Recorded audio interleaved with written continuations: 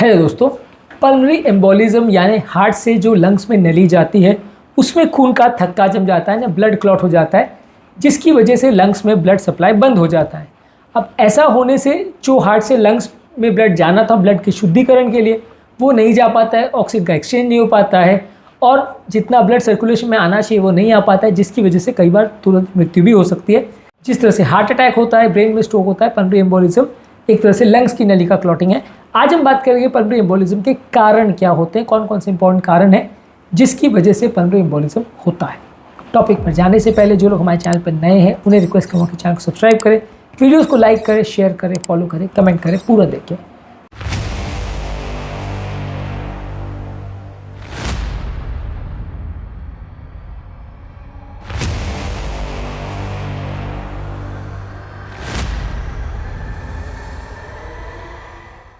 सबसे पहले बात करेंगे पल्मोनरी एम्बोलिज्म के इंपॉर्टेंट कारण क्या है।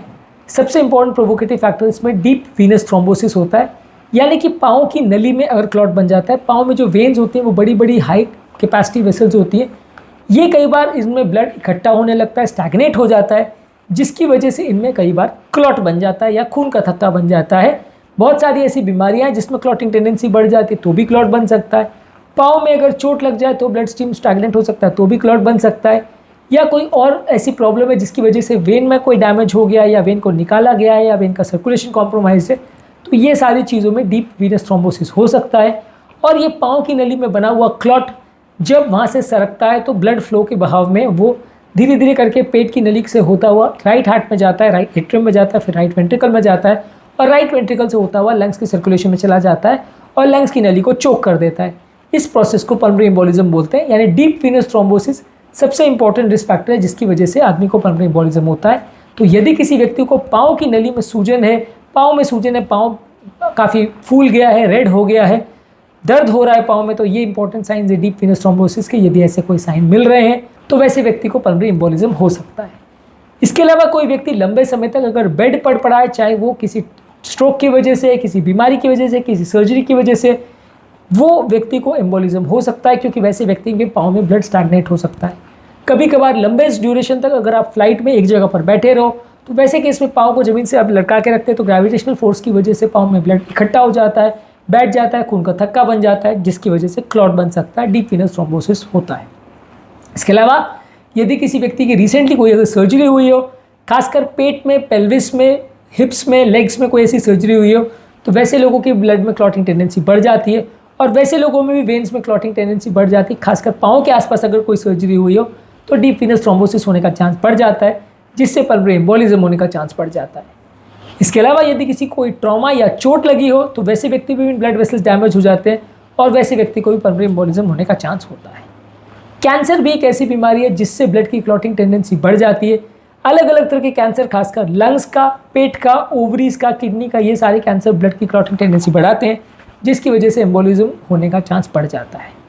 मोटापा यानी ओबेसिटी भी एक रिस्क फैक्टर है। यदि कोई व्यक्ति मोटा है और उसका वजन अगर ज़्यादा है तो वैसे केसेस में मोटापे की वजह से जो वेन्स है उस पर प्रेशर बढ़ता है, जिसकी वजह से ब्लड नीचे स्टैग्नेट हो जाता है, इकट्ठा हो जाता है, जिसकी वजह से एम्बोलिज्म होता है। तो मोटापा भी एक इंपॉर्टेंट रिस्क फैक्टर है एम्बोलिज्म होने का। इसी तरह से इसी तथ्य पर हम चलें तो प्रेगनेंसी भी एक इंपॉर्टेंट रिस्क फैक्टर है, क्योंकि प्रेगनेंसी के दौरान भी माँ का पेट बढ़ जाता है। जो ग्रेविड यूट्रस यानी जो फीटस है जिसकी वजह से पेट पूरा बड़ा होता है, वो पाँव की नलियों को कंप्रेस करता है, पाँव की नली के ब्लड को स्टैग्नेट करता है, जिससे क्लॉटिंग टेंडेंसी बढ़ती है।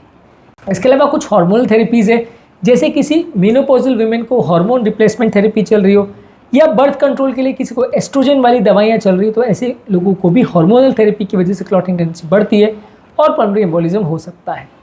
स्मोकिंग करने वाले व्यक्ति को भी एम्बोलिज्म हो सकता है, क्योंकि स्मोकिंग की वजह से नलियों का ऑक्सीडेटिव स्ट्रेस बढ़ता है, नलियों में क्लॉट फॉर्मेशन की टेंडेंसी बढ़ती है और ऐसे लोग को भी एम्बोलिज्म हो सकता है। कुछ और बीमारियाँ ऐसी है, जैसे कोई हार्ट की बीमारी है, कोई राइट हार्ट फेलियर की बीमारी है, लंग्स की कोई बीमारी है, बॉडी की कोई इन्फ्लेमेशन की बीमारी है, तो वैसे लोगों में भी क्लॉट बनने का टेंडेंसी बढ़ जाता है। रूमेटॉइड आर्थराइटिस या जो बॉडी की ऑटोइम्यून बीमारी है जिसमें भी ब्लड की क्लॉटिंग टेंडेंसी बढ़ती है, वैसे लोगों को भी पल्मोनरी एम्बोलिज्म होने का चांस थोड़ा ज़्यादा रहता है। इसके अलावा कुछ लोग को जेनेटिक प्रॉब्लम्स भी हो सकती है, जैसे factor 5 Leiden mutation, antithrombin deficiency, protein CS deficiency, ये सारी चीज़ों की वजह से भी कई बार बॉडी की क्लॉटिंग टेंडेंसी बढ़ जाती है और वैसे लोगों को भी कई बार पल्मोनरी एम्बोलिज्म हो सकता है। आज के टॉपिक में हमने बात करी पल्मोनरी एम्बोलिज्म होने के क्या इंपॉर्टेंट कारण है, क्या कारणों से लोगों को पल्मोनरी एम्बोलिज्म होता है। उम्मीद करूँगा कि आज के टॉपिक में कुछ नई बातें जानने को मिली होगी। पल्मोनरी एम्बोलिज्म के सिम्टम्स क्या होते हैं, उसका ट्रीटमेंट पैटर्न क्या है, और पल्मोनरी एम्बोलिज्म में लॉन्ग टर्म क्या क्या थेरेपीज़ देनी पड़ती है, ये सारी ही चीज़ों पर हमने स्पेशल टॉपिक्स किए हैं। इन्हें ज़रूर चेकआउट करें, काफ़ी कुछ नया जानने को मिलेगा।